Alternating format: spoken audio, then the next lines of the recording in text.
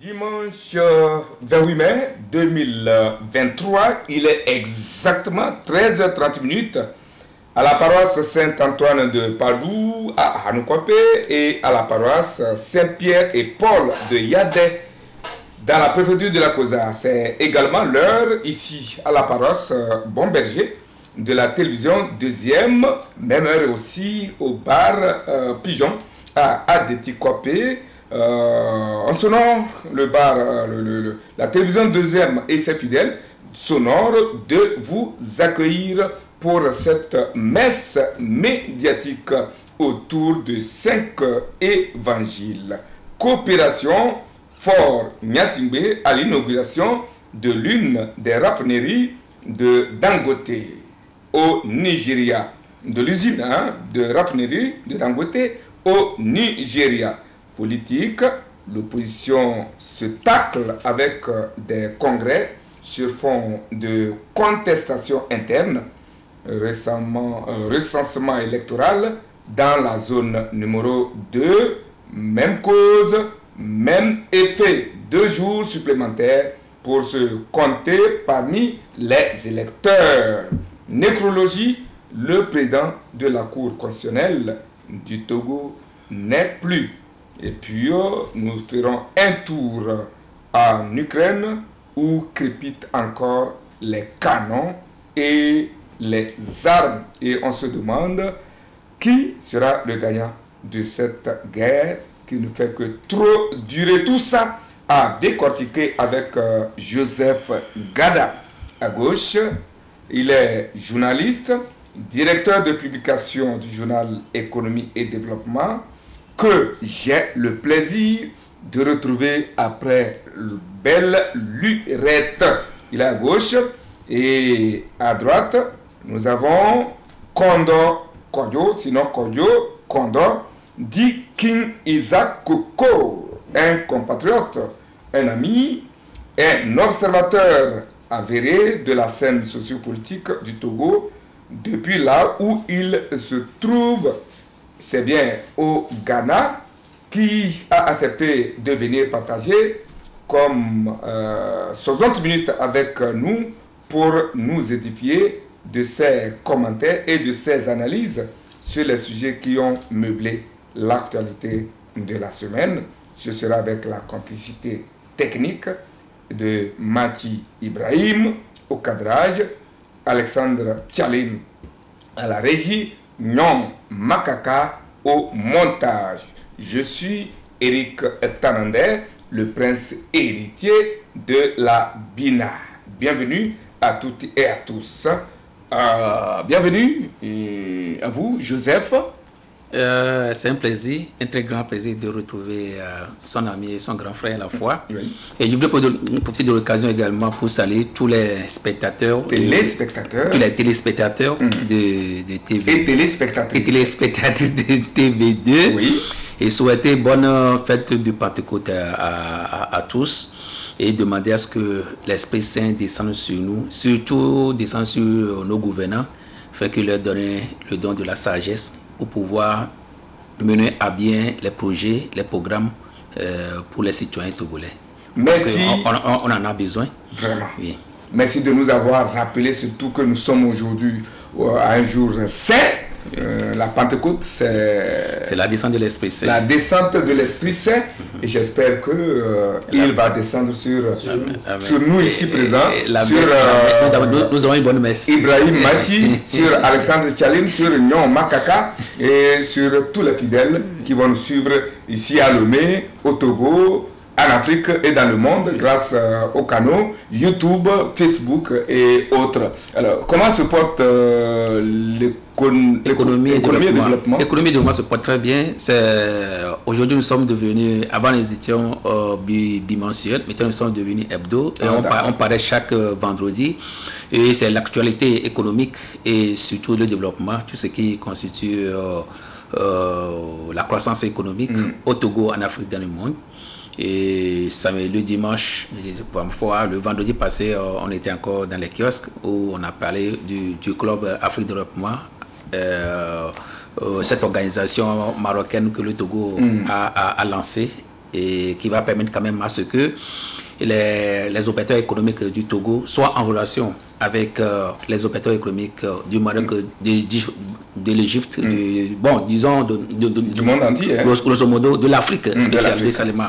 Aujourd'hui, nous avons 54 pays. N'oubliez pas qu'aujourd'hui, on est en train de parler de la ZLECAF, la zone de libre-échange, ce qui doit permettre quand même à ce que les opérateurs économiques puissent échanger quand même les produits entre eux. Aujourd'hui, quand on prend le côté échange commerciaux entre les pays africains, c'est juste très faible, 13%. Aujourd'hui, il faut aller jusqu'à 40%. Voilà l'objectif d'ici 2050. Je pense que déjà cette initiative, cet événement marocain est à saluer. Surtout qu'aujourd'hui, quand on prend la feuille de route gouvernementale, la priorité pour le Togo, c'est de mettre le Togo sur le web régional. Donc, quand on parle de web, ça veut dire que parlant de se creuser où les gens, les investisseurs peuvent venir investir au Togo et que des Togolais aussi aillent investir ailleurs. Donc je pense qu'on a parlé en long et en large de ça. Et on a parlé aussi, si vous permettez, deux secondes, on a parlé de la création aujourd'hui de la direction de l'entrepreneuriat agricole.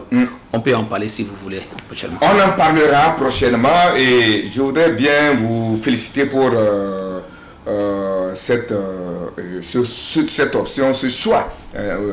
Économie et développement fait partie, est l'un des rares journaux thématiques, et surtout le domaine que vous avez embrassé. Vous savez, c'est un domaine qui est la clé de voûte du développement de toute nation. Vous méritez félicitations. Vous êtes aussi l'un des rares journaux à résister à la tempête, au vent, qui frappe le monde médiatique. Vous êtes encore là, c'est bien. On vous félicite, on vous encourage.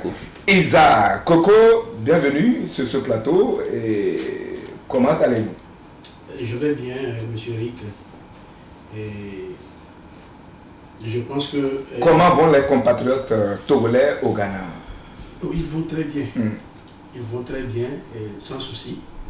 Et vous savez que même si c'est dur au Togo, un Togolais ne se plaint pas ailleurs. On a l'habitude.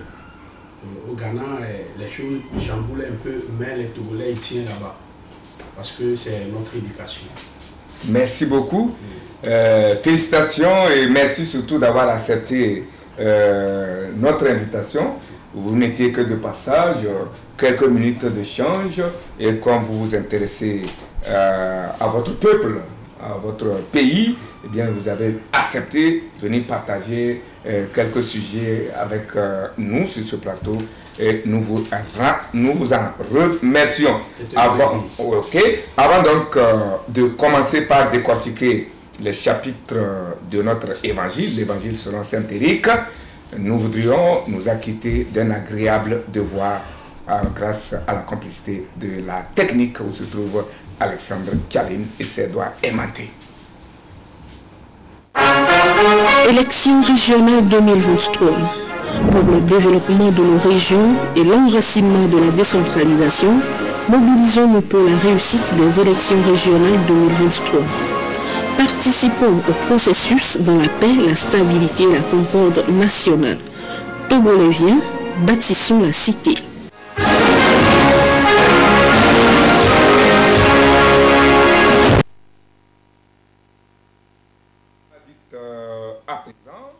Le nom du chef de l'État, Fort Essozna Nyasingbe, a encore retenti hors de nos frontières.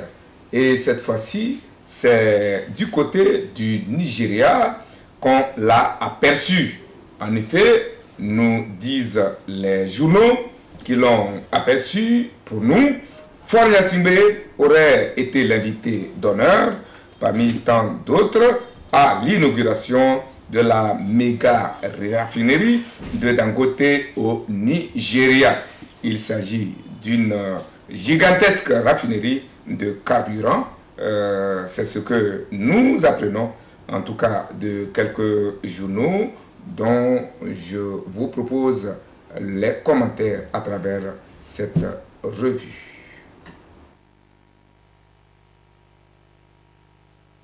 Le 22 mai dernier, le chef de l'État, Faure Gnassingbé, a assisté à la cérémonie d'inauguration de Dangote Oil Refinery à Lagos. Apprend-on du journal Le Dialogue qui précise qu'il s'agit d'une infrastructure pétrolière construite dans la zone franche de Lekki, une zone de la capitale économique de la République fédérale du Nigeria. Faure Gnassingbé était l'invité de marque parmi plusieurs autres chefs d'État présents à cette cérémonie. Renchérie chronique de la semaine, selon qui la présence de plusieurs chefs d'État de la sous-région ouest-africaine témoigne à suffisance leur soutien non seulement à cette initiative de l'homme le plus riche du continent africain, mais aussi à tous les autres projets des autres leaders africains de cette envergure. Selon l'intelligent, cette inauguration est en quelque sorte le cadeau d'adieu du président Buhari du Nigeria, une semaine pile avant de quitter le pouvoir. Peut-être pour qu'il puisse mettre son nom sur le projet. Le Togo et le Nigeria entretiennent d'excellentes relations de coopération dans les domaines économiques, commerciaux, énergétiques, etc., conclut le messager. Voilà une inauguration d'un homme d'affaires qui a mobilisé autant de chefs d'État. Dangote n'est pas un chef d'État et l'usine inaugurée n'est pas une propriété de l'État, mais il a mobilisé tout, sinon plusieurs chefs d'État, et pas des moindres, parmi lesquels notre chef d'État, le président Faure Gnassingbé. Voilà comment, quelle appréciation ou quelle est la portée que revêt cette cérémonie pour que tout ce collège de chefs d'État puisse être mobilisé. Non, ça fait plaisir. Au moins, le mot qui m'a fait sourire, c'est homme d'affaires. Donc ici, nous avons homme d'affaires et homme d'État. Donc ça me fait plaisir qu'aujourd'hui, en Afrique, on puisse comprendre que les hommes d'affaires doivent aujourd'hui accompagner les politiques à développer l'Afrique. Aujourd'hui, les hommes d'affaires ne doivent plus être perçus comme des hommes, comme des diables à abattre, comme des gens qui vont venir prendre le pouvoir si on fait des milliardaires, des millionnaires. Je pense que ça, c'est le message que aujourd'hui Dangote a voulu faire passer quand même en inaugurant ou bien en mettant en place cette méga raffinerie. C'est exceptionnel, ce n'est pas un pays, c'est juste un homme d'affaires. Et au Nigeria, on a encore des dizaines, des vingtaines de ce type d'hommes d'affaires qui aujourd'hui ont fait du Nigeria la puissance, au moins la puissance quand même économique et industrielle quand même en Afrique. Oui, il faut l'encourager parce que le reste, ça dépend, c'est une question de volonté politique. La volonté politique était arrivée avec le président Obasanjo. Obasanjo, quand il était là, il avait constaté que dans son pays, il n'y a que les étrangers qui viennent investir. Mais les locaux sont là et personne ne les regarde. Arrivé à un certain moment, il a dit non, mais pourquoi ne pas fabriquer des champions nationaux? Et parmi ces champions, il y a Dangote qui l'a formé, il y a Felula, et ils sont aujourd'hui des milliardaires ils sont dans des secteurs productifs du Nigeria. La banque, les domaines bancaires, domaine pétrolier, domaine et télécom, presque ils sont dans tous les domaines possibles. Et aujourd'hui, je vous dis qu'ils participent au moins à 45% de la croissance économique du Nigeria. Voilà le message que moi, franchement, je voudrais faire passer à tous ces présidents qui ont été invités la fois dernière. Aujourd'hui, nous voulons compter des champions nationaux. Les gens qui peuvent porter le Togo, les gens qui peuvent porter les ressources minières, les gens qui peuvent passer les ressources agricoles togolaises, pour qu'on ne parle pas individuellement. Chaque jour, des investisseurs, tout à l'heure, je l'avais dit, que je parlais du club Afrique Développement, où ce sont les Marocains qui viennent encore au Togo pour solliciter, peut-être essayer d'investir encore au Togo. Alors, et pourtant, au Togo, nous avons des têtes bien faites. Nous avons des gens aussi qui peuvent quand même émerger et comme, ou du moins, on peut compter des Dangote, 1 Dangote, 2, 3, 4, 5 au Togo. Je vous dis, quand on prend le projet de Askai, c'est un Togolais. Quand on prend le projet de EcoBank, c'est un Togolais. Et après, John Doe, on a pris John 1, 2, 3, 4. Ce n'est pas bien. Aujourd'hui, le monde, lorsque le monde a traversé Covid-19, lorsque aujourd'hui nous traversons la guerre, Ukraine, cela démontre qu'aujourd'hui il y a une faiblesse de financement au niveau de l'aide internationale. L'aide de développement ne tombe plus. Cela suppose qu'aujourd'hui, au niveau de nos budgets, ce qu'on appelle aujourd'hui la mobilisation interne des fonds propres, c'est ce qui est possible aujourd'hui. Parce que que ce sont les États-Unis ou bien les partenaires n'ont plus d'argent pour pouvoir encore financer nos projets nationaux en Afrique. Donc aujourd'hui, il faut passer par nos nationaux qui doivent créer par exemple des industries et mettre en place ces structures où on peut payer on peut quand même créer de l'emploi, créer de la richesse et payer des taxes aussi. Vous voyez déjà. Aujourd'hui, au lieu que, par exemple, moi je ne suis pas contre les investisseurs, que les investisseurs viennent, mais qu'on ne donne pas un lit tout à fait établi quand même à tous les investisseurs. Vous ne pouvez pas imaginer, nous avons notre PND, nous avons notre feuille de route gouvernementale. 65% des investissements doivent venir des étrangers. Alors, des étrangers. Alors, vous pouvez imaginer, alors, elle n'a pas même la part infime même des locaux. C'est à peine combien? C'est à peine 15% ou bien 25%. C'est tellement infime. Alors qu'il a démontré que lorsque ces étrangers viennent, ils viennent investir au Togo. Ma foi, ça fait déjà 90 milliards de dollars qu'ils rapatrient chaque année en Afrique. Chaque année, 90 milliards de dollars. Ce fonds-là, on peut quand même l'investir. Je vous donne par exemple ce qui est encore écœurant. Ces gens-là, ils viennent voir nos ministres, on leur atteste, ils disent, bon, nous voulons installer par exemple une industrie au Togo. Ils viennent voir les ministres, on leur donne le quitus. Et vous ne pouvez pas imaginer que ce sont des gens qui viennent ici avec les mains vides. Ils prennent le quitus et ils vont à la boîte, à la BAD, dans les banques qui sont encore dans les banques nationales, c'est-à-dire que les banques d'investissement ou bien les banques commerciales nationales, appuyées par le gouvernement, et c'est là où ils vont prendre l'argent pour s'installer en projet. Alors, qu'est-ce qu'ils ramènent ici? Et ils viennent s'installer, ils profitent de nos ressources, ils créent un peu d'emploi. Je vous dis que ce qu'ils payent, parce que ce qu'ils demandent au gouvernement, c'est que nous venons pour créer de l'emploi. Et ça réjouit le gouvernement. Mais je dis, ce qu'ils payent aux gens, ça fait plus de 10 fois le bénéfice. Donc, c'est pourquoi j'ai dit ce que Dangote a fait. Bravo à Dangote. Aujourd'hui, comme vous voyez, le Burkina aussi commence par réfléchir sur ça. Vous allez voir le gars et je voulais parler de Ebomaf qui est là.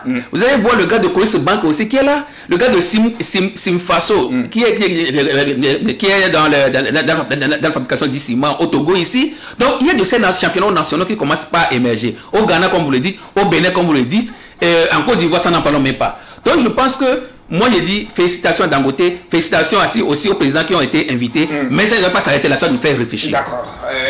Et Zakoko, votre réaction, votre commentaire, votre avis me plaît là-dessus. Un Dangote, homme d'affaires, qui a réussi à mobiliser, à déplacer des chefs d'État, pas les moindres, pour l'inauguration d'une unité qui porte sa marque. Comment vous trouvez? Oui, monsieur Eric, je remercie mon frère Joseph d'abord, tout ce qu'il a décortiqué, c'est très important, ce qu'il a dit.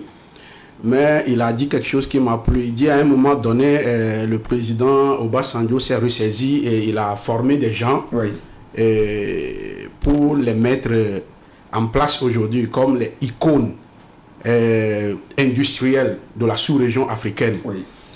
C'est-à-dire que le Togo, c'est d'ailleurs l'occasion là que notre président a saisi et il a répondu favorablement à l'invitation de Dangote pour aller tirer son épingle du jeu.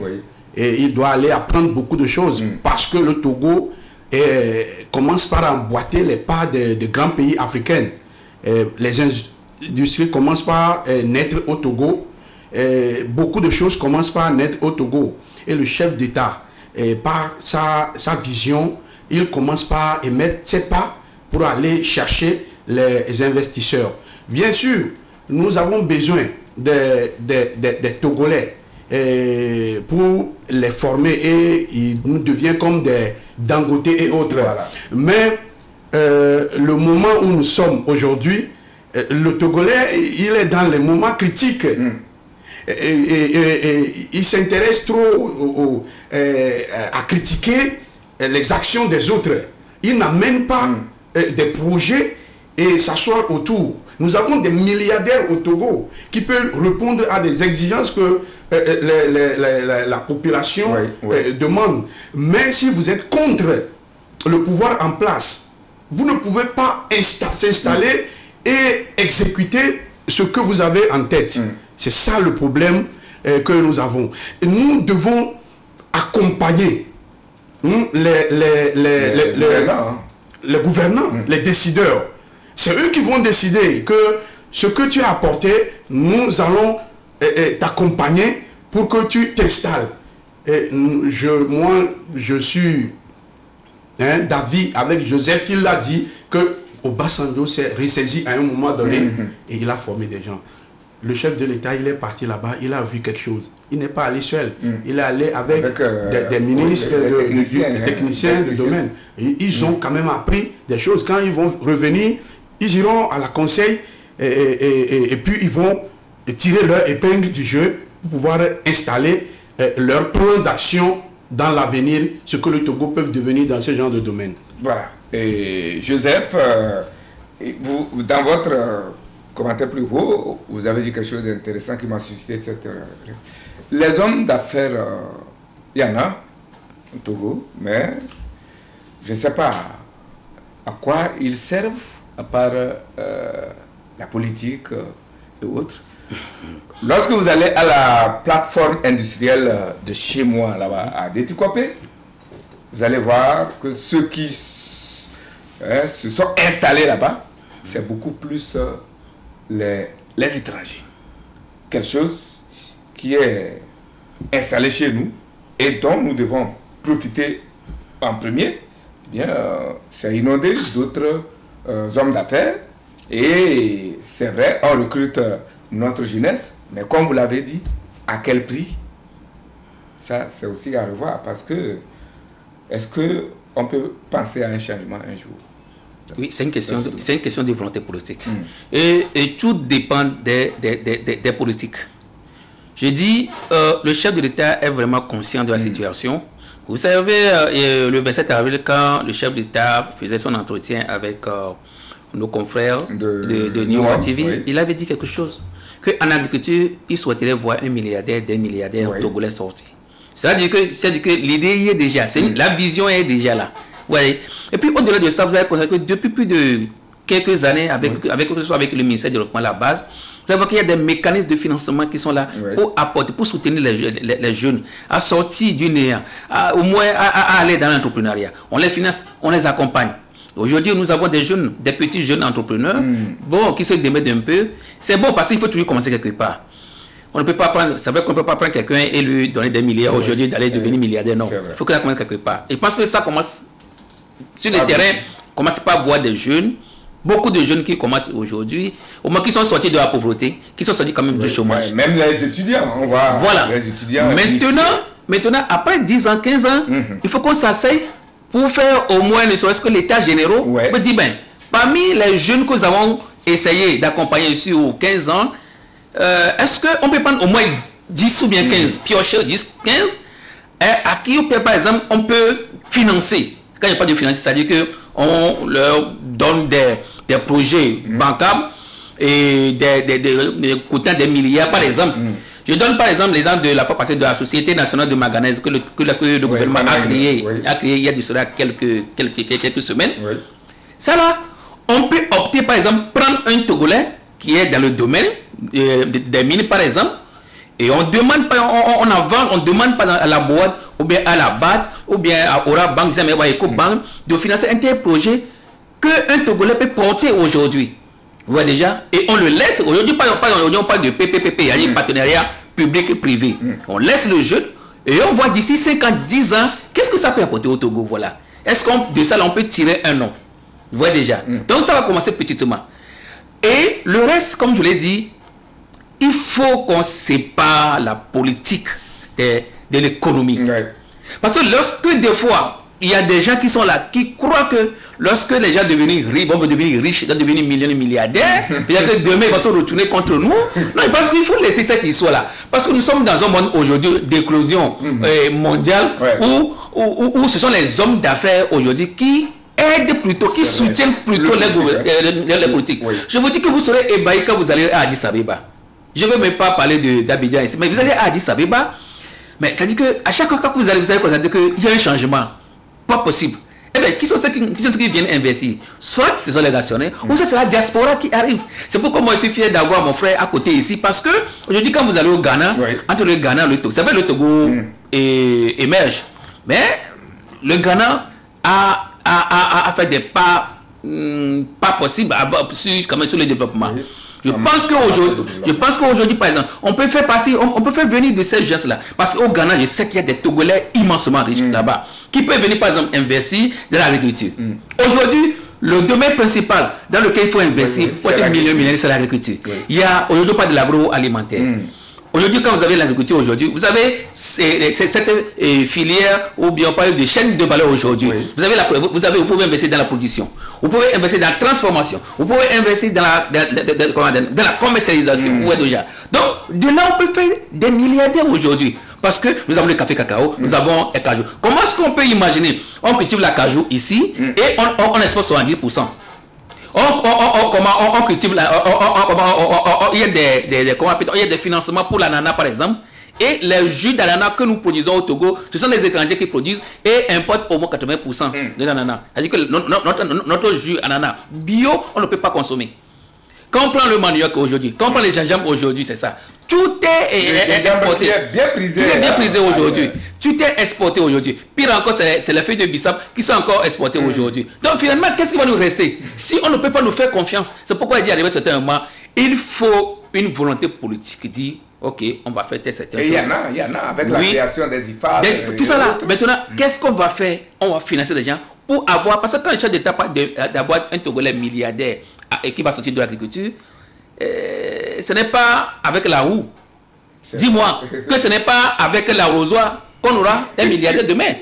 Non, c'est-à-dire qu'il faut qu'on se dise la vérité. C'est-à-dire qu'il faut des investissements colossaux aujourd'hui dans l'agriculture. Avoir des espaces, des hectares et appuyer ces jeunes-là avec la mécanisation, avec l'irrigation. Et je pense que demain, on aura des millionnaires, des milliardaires qui vont sortir. Isa, j'ai vu vos lèvres remuer.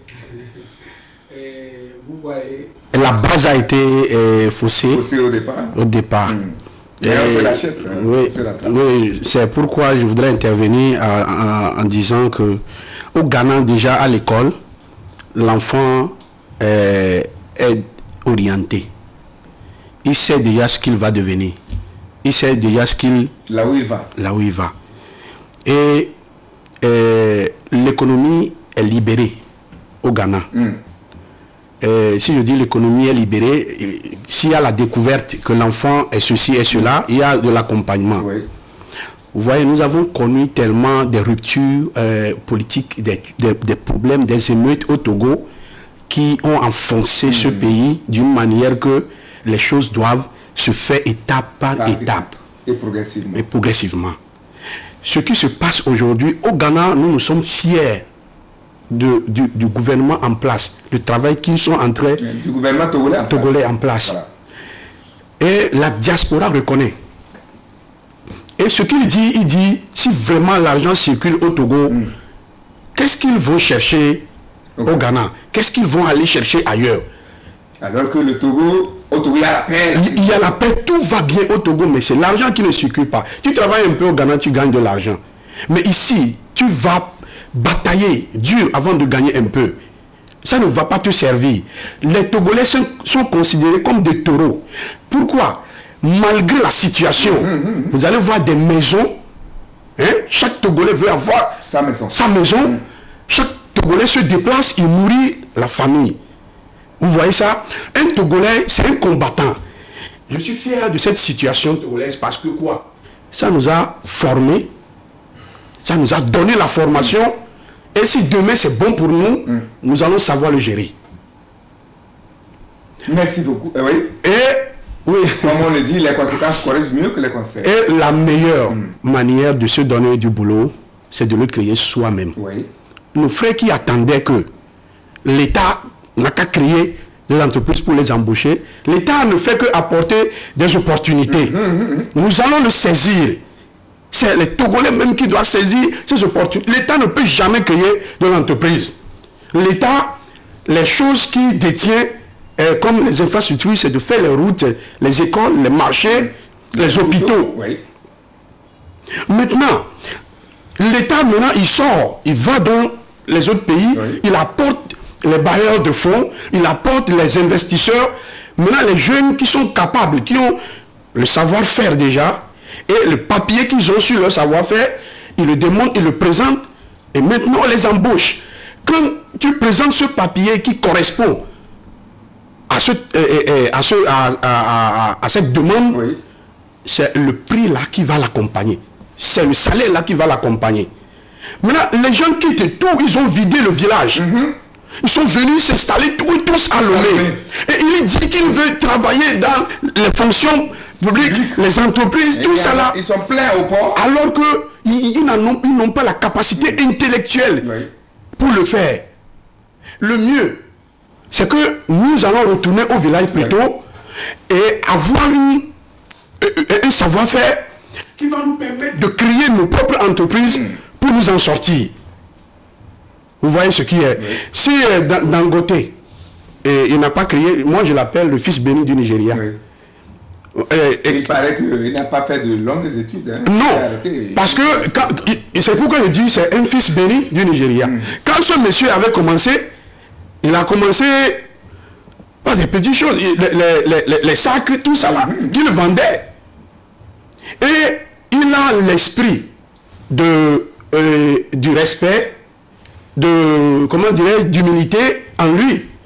Et il y a un grand homme religieux qu'il a béni un jour quand il avait cédé sa place. Il a cédé son billet à ce monsieur qui est en retard à une émission aux États-Unis. Et la personne là a béni ce monsieur. Il dit son nom va être éparpillé dans le monde entier. Il va falloir que le Togolais se ressaisisse. Respect, le respect de l'autorité, l'humilité, et tout le reste va accompagner. Merci, j'en ai terminé. Vraiment, Inch'Allah, c'est vraiment une bonne chance de vous avoir eu sur ce plateau avec ces témoignages. Joseph, je reviens un peu. Est-ce qu'on a, ou on peut avoir des Dangote au Togo? Non, mais avant Dangote, on a eu un certain Djondo qui est là. Kofi Djondo. J'en ai parlé. C'est-à-dire que Djondo même, quand on a... Si c'est que on avait eu les Djondo 3, 4, 5, peut-être que les Dangote là même seront... Mais ils se cachent, les Dangote togolais. Oui, c'est-à-dire que... je reviens toujours sur cette volonté. Après, vous savez, il y a un autre dont on ne parle pas, mais qui est à l'aise, c'est un certain James Sosou. Vous avez les démissions, vous avez les patrons de Midnight. Ils sont pleins, vous avez les Daou qui sont là. Ils sont pleins, mais c'est-à-dire que mais ils ne veulent pas émerger, ils ne veulent pas la visibilité. Je vous donne pour exemple celui qui me plaît, ou bien quand je le vois, je sens un Togolais patriotique, entrepreneur aujourd'hui. C'est le responsable de l'autre là, et femme,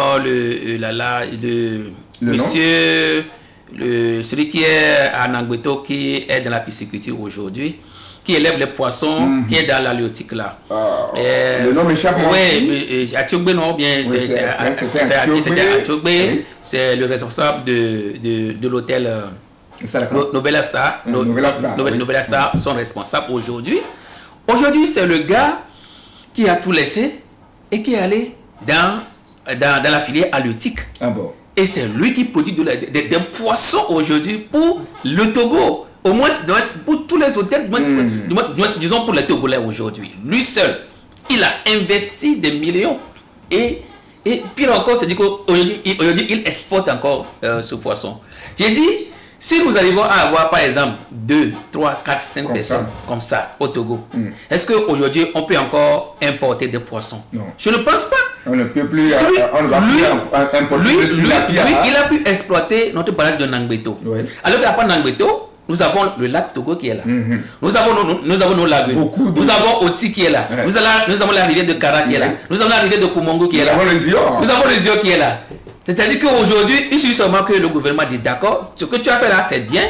Maintenant, on va t'appuyer auprès de la boîte pour qu'on puisse, par exemple, te donner par exemple 2 milliards, 5 milliards, 50 milliards pour que tu ailles encore investir dans notre.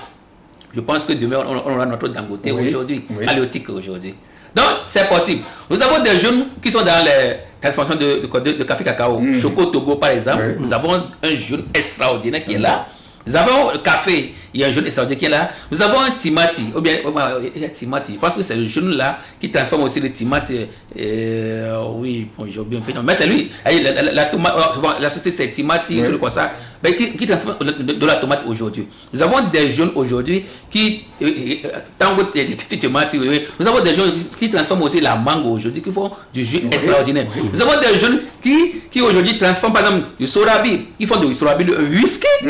Quand je vais à la tête de février, je vois le litre de sorabi que nous vendons ici à 1200, à 8000 là-bas, 9000. Des jeunes qui vendent. Voilà, donc ça, je dis bravo au gouvernement, parce que le gouvernement a soutenu des jeunes comme ça. À travers Aura Bank, on a soutenu des jeunes comme ça. Là, on a de ces jeunes-là qui ont déjà cette volonté. Voilà ce que moi je dis. Maintenant, on va aller à l'étape supérieure. Parce qu'on ne peut pas rester là-bas. Parce que ça, là, créer de l'emploi, peut-être que c'est 10 personnes qu'on emploie, 15 personnes qu'on emploie. Maintenant, on veut employer combien? 200, 300, 500, 1000 aujourd'hui.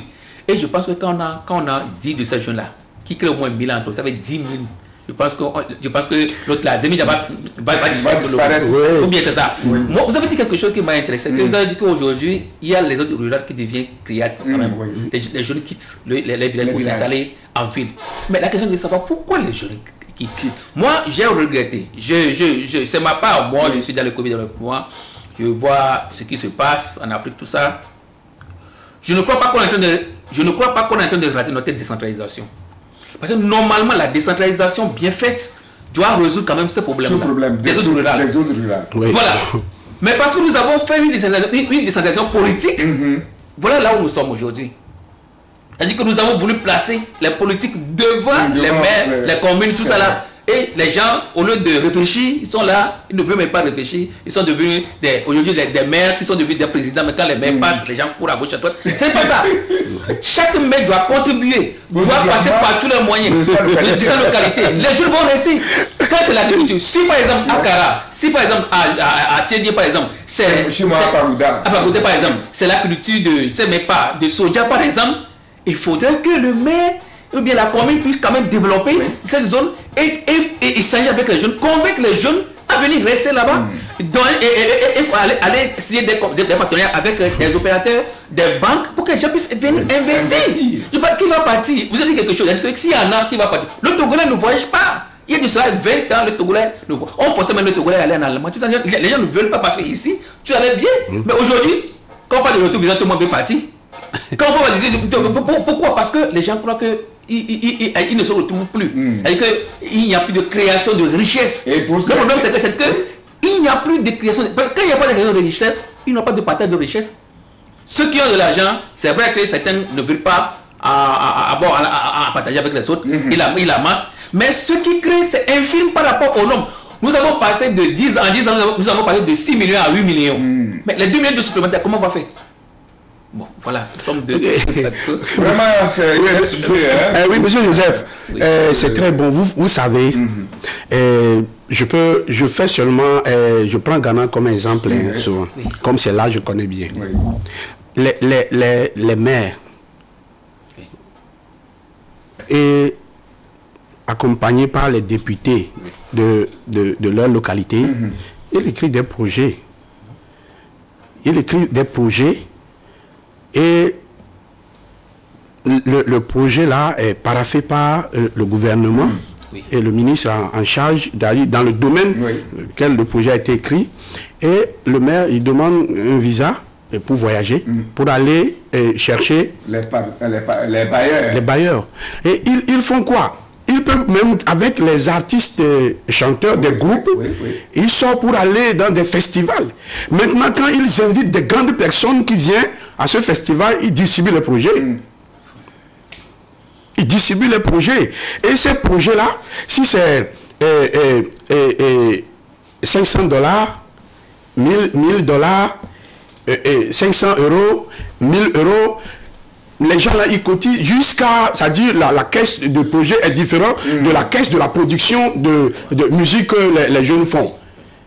Jusqu'à ce que les Ghanéens ne reviennent. Ils trouvent leur propre fonds d'abord, qui est dans la production culturelle, et maintenant le projet pour lequel ils sont partis, ils ramassent beaucoup d'argent pour exécuter ce projet.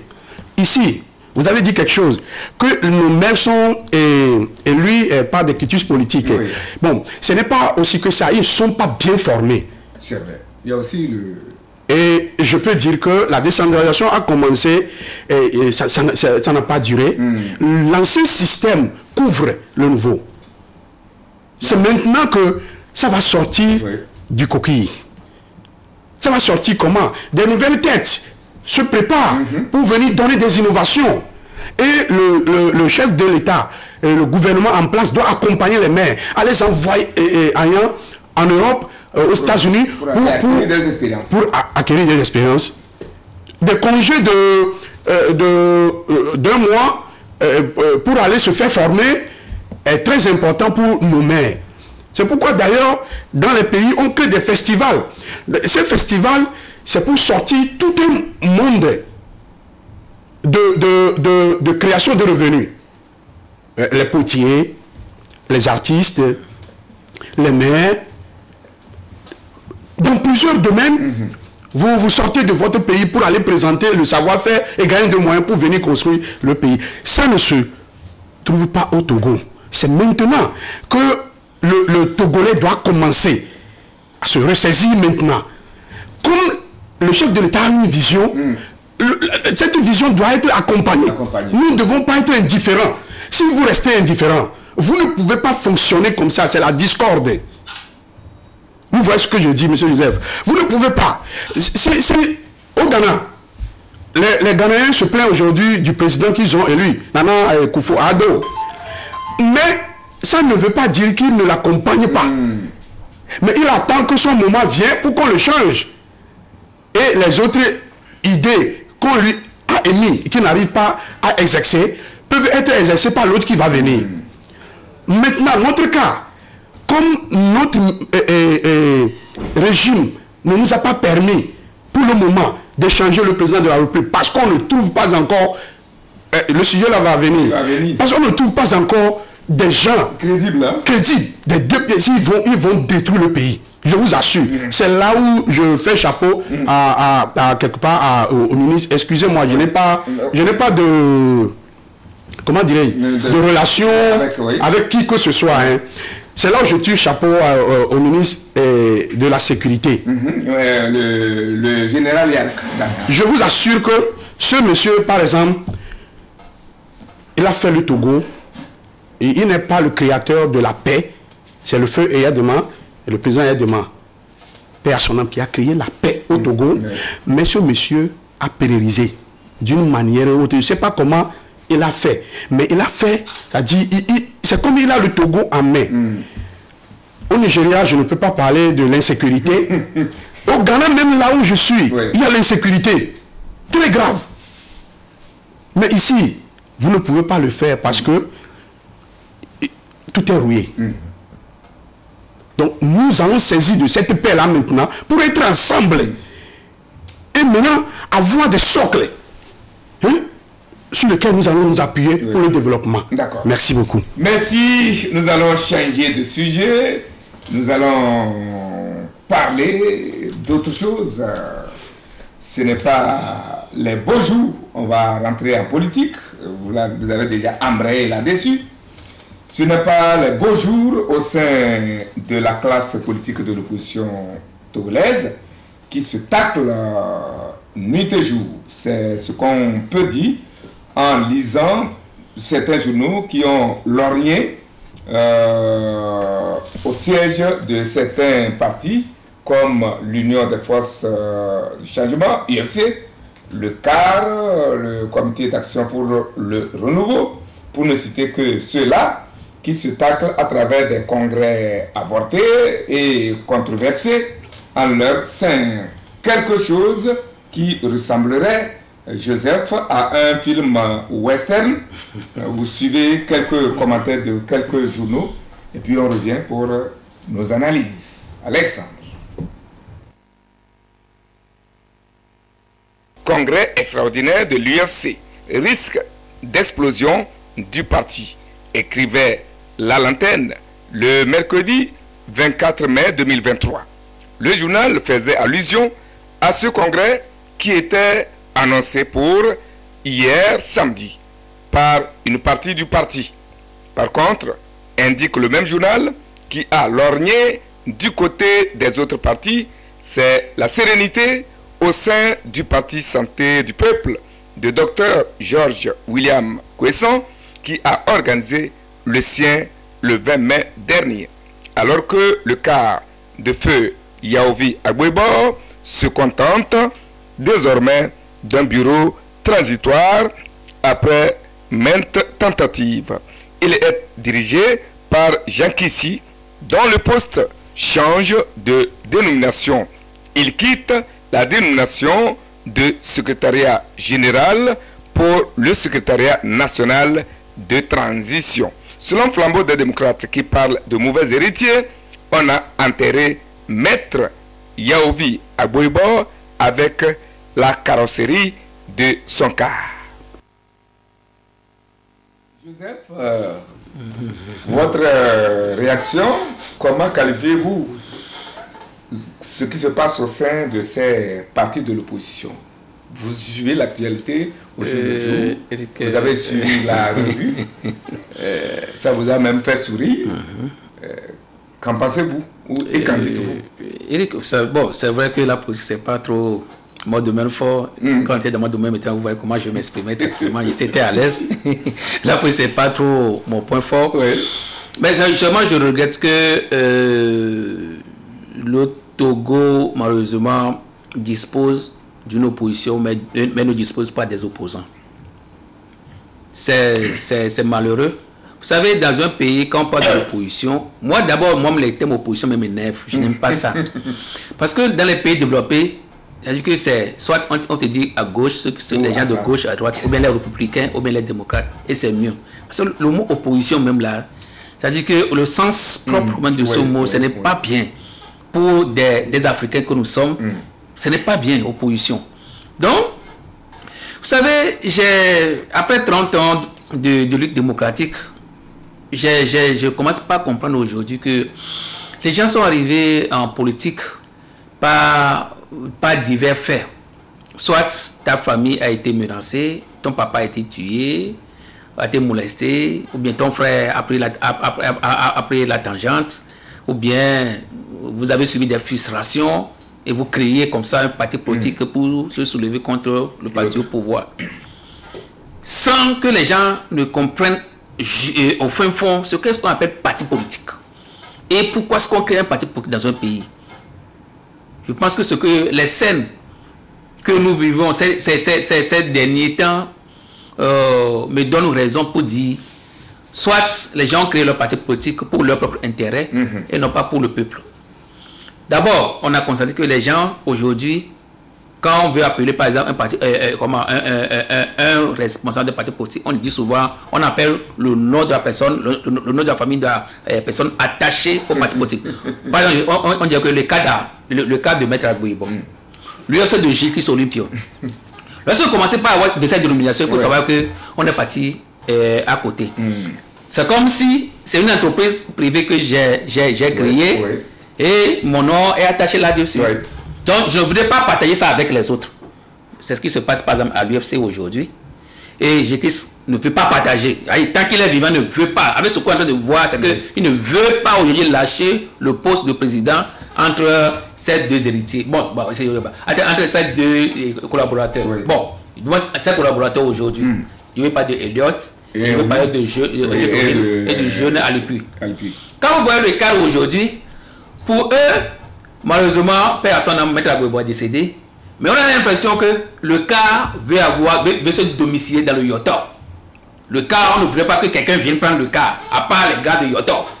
Vous voyez déjà ce qui se passe. Donc, il y a les machinations pour que le cas ne parte pas.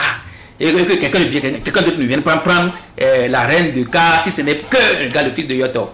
On l'avait constaté hier, par exemple, il y a des gymnastiques qui ont été faites pour qu'un certain daté prenne quand même le poste, alors que en violation. C'est daté, ce n'est plus ici. Hier, ils étaient au Congrès, ils étaient au Congrès hier avec une violation pas possible des tests. Alors, hier, je me suis posé la question, si vous accusez chaque jour le pouvoir de ne pas respecter les tests au Togo, alors que vous-même qui voulez l'alternance demain, vous violez constamment, allègrement les tests. Pire encore, vous ne voulez pas faire l'alternance à la tête de vos partis politiques, mais vous demandez au pouvoir de faire. La preuve, c'est que depuis un certain moment, on a constaté qu'il n'y a que des congrès. Chaque week-end, il n'y a que des congrès organisés. Est-ce que vous avez constaté qu'il y a un changement? C'est les mêmes personnes qu'on reprenne, on les pose et on continue, la vie continue. Et puis le reste, c'est que il n'y a que la trahison au cours dans l'opposition. La trahison, et les gens, à cause juste d'un montant de 30 millions, de 50 millions, sont capables de renvoyer l'autre, de se séparer de l'autre. Et puis, dans tout ça, vous vous demandez où se trouve la population? Les militants. Et les militants. Voilà. Oui. Et ça, observateur avisé de la politique depuis le Ghana, vous avez certainement un mot à dire par rapport à ce que vous avez suivi. Oui. Et ce n'est pas, moi je ne suis pas étonné de ce qui se passe au sein de l'opposition togolaise. L'opposition togolaise, dans quelles conditions l'opposition est née au Togo? C'est dans ce genre de conditions. Et ça devient une coutume, ce n'est pas encore effacé. Je disais souvent, si c'est mon nom, tu vas gâter pour sortir ton nom. À ton tour, quelqu'un gâtera ton nom. Et quand tu tues par épée, tu ne mets pas l'épée. C'est Mahomet qui l'a dit. La création des partis politiques au Togo ne sont pas venus comme on le fait dans les autres pays. Les gens s'entendent bien avec le gouvernement ou bien le président dictateur à qui il veut s'opposer à ses idées. Et on ne s'oppose pas à la personne, mais les idées de gouvernance, si ça ne plaît pas à certains leaders, ils s'opposent à ces idées-là. C'est pourquoi d'ailleurs le nom là est venu dans ce groupe-là, on dit opposant. Si vous opposez aux idées de la personne, vous devez faire en sorte que vos idées dépassent les idées de cette personne. Maintenant, dans tout ce que moi j'ai lu et ce que j'ai analysé au sein de l'opposition, leur réflexion est très bas par rapport aux réflexions du gouvernement en place. Et ils forcent à remplacer ces gens-là quand ils n'avaient pas le niveau de ces gens, ça va se déchirer. Parce que nous sommes de même famille. Ce qui se passe aujourd'hui, c'est pour trahir les leaders qui sont partis, qu'ils n'ont pas bien installé leur parti. Qu'ils ont codé des choses. Et ils n'ont pas laissé de bonnes traces pour leurs leaders qui vont se saisir de ces traces-là pour faire bien les choses. Ils n'ont pas de laboratoire, de centre de réflexion pour sortir les idées, les idées avant de les mettre au public. Bon. Pour organiser un congrès, le congrès s'organise intérieurement d'abord et personne ne sait même ce qui se passait jusqu'au moment où vous allez parler à la population. Les choses sont au clair. Les choses sont au parfait plutôt. Mais aujourd'hui, le feu Agboibo, quand il était vivant, il avait fait ça avec son collaborateur, M. Apevo. Et ça a fait rupture. Maintenant, il a repris sa place. Pourquoi il n'avait pas écrit un test pour dire qu'après moi, celui qui occupe tel poste prendra le relais? Et si les gens de Yoto se réclamaient aujourd'hui des autochtones ou bien des propriétés du car, ça dépend de leur leader, le créateur du car. Est-ce qu'il a positionné quelqu'un dans Yoto pour le remplacer? C'est la question. Ou bien c'est les gens de Yoto aujourd'hui qui s'efforcent pour prendre cette position. Les autres qui ont foncé avec le monsieur Agboibo ne seront jamais d'accord. C'est vrai. Ça m'a énervé que Apevo est parti créer parti politique avant la mort de Maître Agboibo. Parce que Apevo s'est bataillé dur avec Agboibo pour le car. Et le car aujourd'hui est comme ça. Il y a des grands leaders à Yoto qu'Agboibo n'avait pas positionné. Les gens même bien placés. Ils ont des milliards. Et la politique dans Yoto même n'a pas répondu à la politique normale parce qu'ils sont nombreux là-bas. Il y a M. Agboibo, M. Ninevi, M. Ekon, M. Agboibo. Tous ces gros-là, quand ils se réunissent, ils peuvent même sortir des idées pour combattre le parti politique en place, pour prendre le pouvoir. S'ils n'ont pas pu faire, la division, c'est leur matière. Donc ça veut dire qu'ils continuent dans cette division. Et ceux qui sont unis, jusqu'à ils ont pris le nom unis. Vous voulez les combattre, ils deviennent plus forts que vous. Parce qu'ils sont unis. Ensemble, on est fort. Et pour organiser un simple congrès, et choisir votre dirigeant, vous pouvez diriger ce pays dans cette condition. Non. Si les Togolais aujourd'hui, ils ne peuvent pas prendre leur destin à main. Et ils vont s'appuyer encore sur des individus mal intentionnés, qui ne cherchaient que leur intérêt personnel. Et prendre les partis politiques comme leur entreprise, ils se saisissent de ça pour utiliser le simple autorité qu'ils ont eu. Ils usent ça sur la population togolaise. Moi, personnellement, je vais dire à la population togolaise qu'ils n'ont qu'à voir clair dans ce qui se passe aujourd'hui. Plus de contestation, de vision que le gouvernement en place a. La vision là les dépasse. Et la vision là, ce n'est pas une vision utopique. C'est une vision qui se crée et qui est en train d'être exécutée déjà. Si vous circulez du sud au nord, vous allez voir ce que le gouvernement est en train de faire.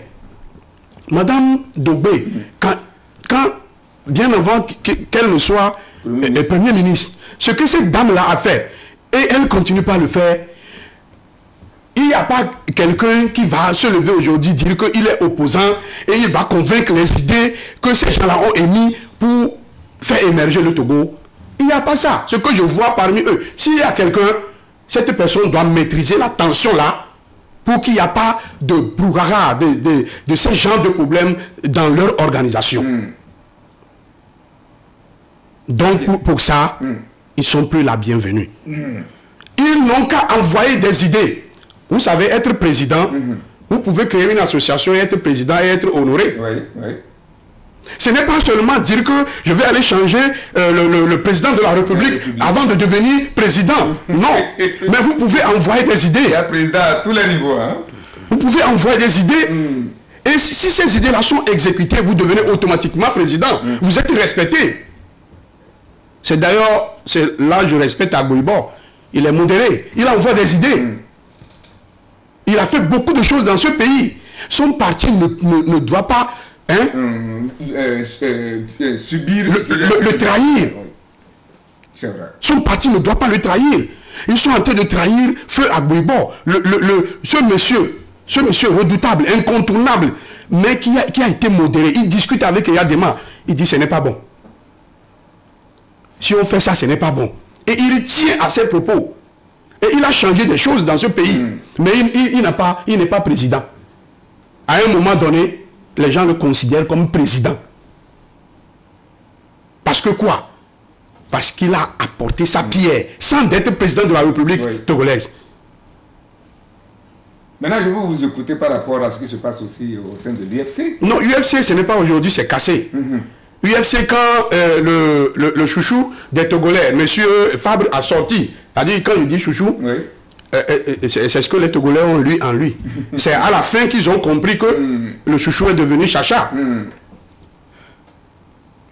Quand il a laissé tomber son patron, Gilles Olympio, dans un état délabré, il ne peut plus, c'est-à-dire c'est un monsieur, il est vieux et il n'a plus de force. C'est à ce moment-là que celui qui a de force l'a laissé tomber.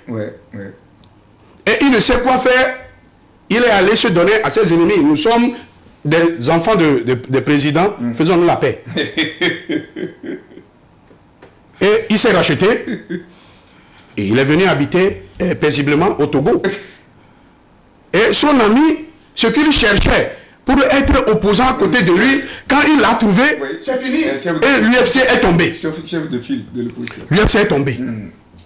L'UFC est tombé, vous savez, si tu prends banane pour manger, tu enlèves les écorces là, et que du coup c'est tombé par terre.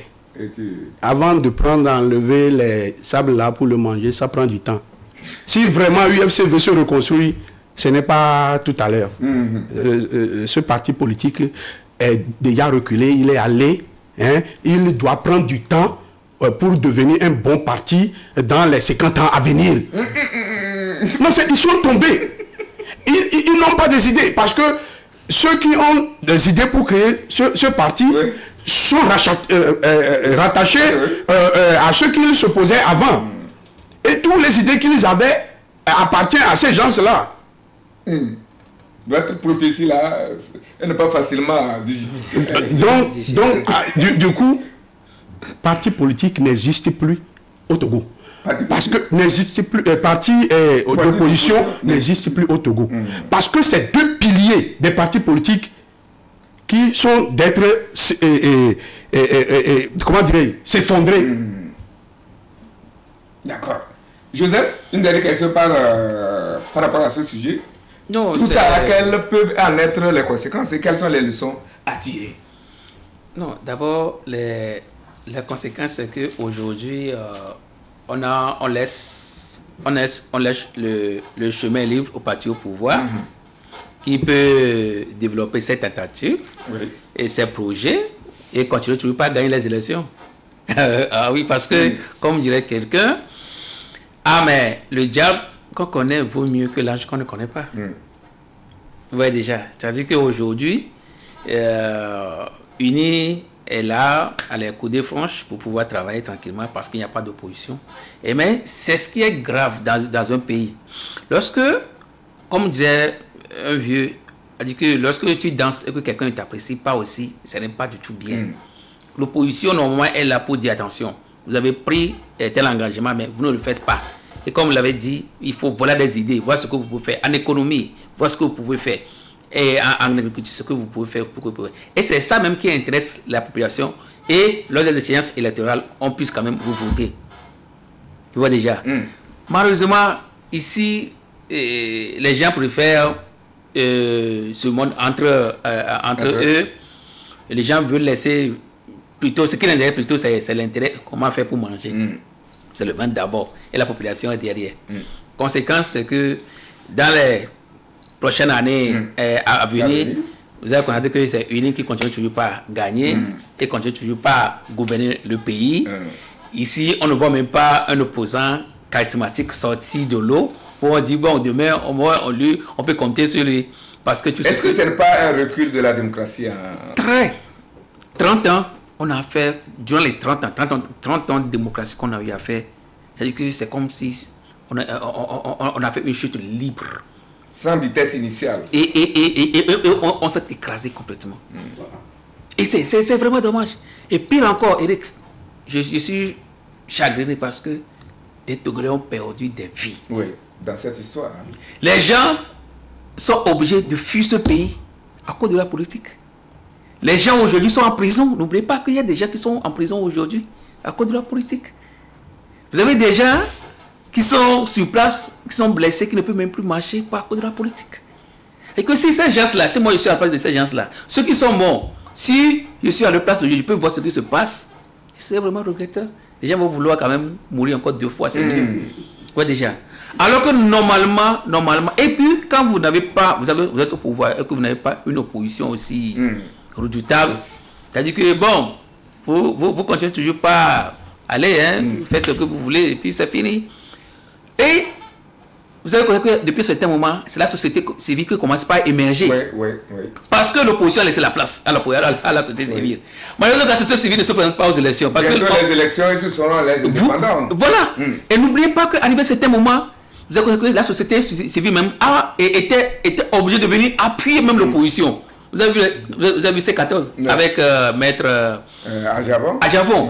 Mais ça s'est passé. Après, c'est les religieux. Il y avait eu des arcs-en-ciel. Voilà. Après, ce sont les hommes religieux qui ont dit attention, nous allons faire notre part. On va vous appuyer pour que vous puissiez. Vous avez vu les résultats aussi. Après, le vieux partage a été abandonné à cause de l'argent. Vous voyez déjà. Donc, aujourd'hui, est-ce qu'on peut parler? Moi, je dis, le gouvernement, c'est bon, le parti au pouvoir est là, c'est bien, tout ça. Mais il faut quand même une opposition qui dit aujourd'hui au gouvernement, attention, ça là, vous avez dit ceci, mais vous faites ça mal. Parce que ceux qui sont là-bas aussi, ce sont pas des hommes parfaits, tout bien. Ils feront quand même ce qu'ils pensent faire de mieux. Mais on peut trouver toujours quelque chose. Et voilà pourquoi on a besoin d'une opposition forte aussi pour pouvoir accompagner le pouvoir. Malheureusement, je pense que ce n'est pas bien. Parce que, moi j'ai même regretté parce que quand je parle des élections locales qu'on a organisées, j'avais cru qu'au moins, là où il y a l'opposition, quelque chose allait changer par rapport à ceux qui gouvernent. Mais pour eux-mêmes là, c'est-à-dire que c'est la croix et la bannière. Finalement, c'est la presse qui pourra peut-être jouer le rôle de l'opposition. Non, c'est pas notre temps. Ok. Non. On est là juste pour faire les analyses. D'accord. Ok, bon, malheureusement le temps qui nous est imparti est parti, alors que nous avions 2 autres sujets, mais ce n'est pas grave. Ce dont nous avons parlé était encore plus important, parce qu'on allait parler du recensement qui est dans la 2e zone. On en a parlé la semaine passée. Ce qu'on pouvait ajouter, c'est peut-être cette prorogation de 2 jours encore pour dans la partie dans la zone 2 qui se poursuit bien. La question devait être de savoir. Bon, on dirait que dans cette zone, les choses ont été encore mieux, ou bien les mêmes causes auraient produit les mêmes effets. Bon, apparemment, malheureusement, le temps, nous avons déjà abusé largement du temps. On me fait signe que... bon, oui, nous allons souhaiter une bonne chance, bien sûr, aux candidats aux différents examens. Alors, Joseph, vraiment, c'est avec plaisir que je vous ai reçu encore. Je vous ai redécouvert sur ce plateau aujourd'hui. Et pareil pour les téléspectateurs qui certainement se réjouissent de vous avoir vu encore. Et ce sera pour de bon désormais. À chaque fois que l'occasion se présentera, je crois que vous ne manquerez pas de nous offrir votre disponibilité. Isaac Coco, vous êtes un frère, ami, compatriote de l'autre côté du Ghana. Vraiment merci à vous pour avoir accepté également au cours de ce passage éclair que vous avez voulu effectuer, accepter venir partager vos expériences, vos observations de la scène politique togolaise avec nous sur ce plateau. Nous vous souhaitons un bon retour au Ghana, à Accra, chez vous, et bien de choses à tous les autres compatriotes togolais là-bas. Merci à l'équipe technique. Elle est composée de Mathi Ibrahim au cadrage et puis Alexandre Kalim la mise en orbite. Merci également à Nyon Makaka qui a monté les éléments que vous avez suivis tout à l'heure. Moi, c'est Eric Tanabé, je suis le prince héritier de la Guinée. On va se séparer, hein. On ne va pas oublier nos amis, les élèves candidats aux différents examens, notamment ceux du bac 1 qui rentrent dans l'arène déjà le mardi. Nous leur souhaitons bonne chance et surtout, je pense, aux candidats du lycée Agouanivé et Centre. Passer une bonne session d'examen. C'est donc tout pour aujourd'hui. Bonne fin, bon début de semaine, bon retour chez vous, chers invités. Il faut mettre ensemble la justice et la force. Et pour cela, faire que ce qui est juste soit fort et ce qui est fort soit juste. Il faut mettre ensemble la justice et la force. Et pour cela, il faut faire que ce qui est juste soit fort et que ce qui est fort soit juste. C'est de Jean-Jacques Rousseau. Bonne méditation et à dimanche prochain. Portez-vous bien. Élections régionales 2023. Pour le développement de nos régions et l'enracinement de la décentralisation, mobilisons-nous pour la réussite des élections régionales 2023. Participons au processus dans la paix, la stabilité et la concorde nationale. Togoléviens, bâtissons la cité.